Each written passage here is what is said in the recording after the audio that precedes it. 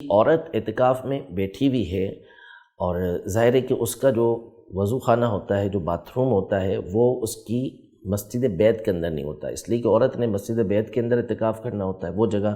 جو اس نے نماز کے لیے مقرر کی بھی ہوتی ہے، اس میں اس نے اعتکاف کرنا ہوتا ہے، اور اس کے لیے جو باتھ روم ہوتا ہے جہاں اس نے اپنے حاجت کو پورا کرنا ہے، وہ مسجد کی حد سے باہر ہوتا ہے، تو لہذا وہاں پر وہ بلا ضرورت تو نہیں جا سکتی، ضرورت کے تحت ہی جائے گی۔ ضرورت جیسے اپنی حاجتوں کو اس نے پورا کرنا ہے، پیشاب وغیرہ کے لیے جانا ہے۔ اسی طرح اگر اس کا وضو نہیں ہے اور جس جگہ وہ بیٹھی ہے وہاں پر وضو کرنا اس کے لیے ممکن نہیں ہے، جیسے مثال کے طور پر ممکن یوں ہو سکتا ہے کہ وہاں اس نے کوئی ٹنکی وغیرہ رکھ لی، کوئی کولر رکھ لیا، نیچے کوئی اس نے برتن رکھ لیا جس میں وہ آسانی کے ساتھ وضو کر سکتی ہے، تو اس کے لیے حکم یہی ہوگا کہ وہ وضو یہیں کرے گی، چاہے وہ فرض نماز ہو چاہے وہ نفل نماز ہو، ادھر ہی وضو کرے،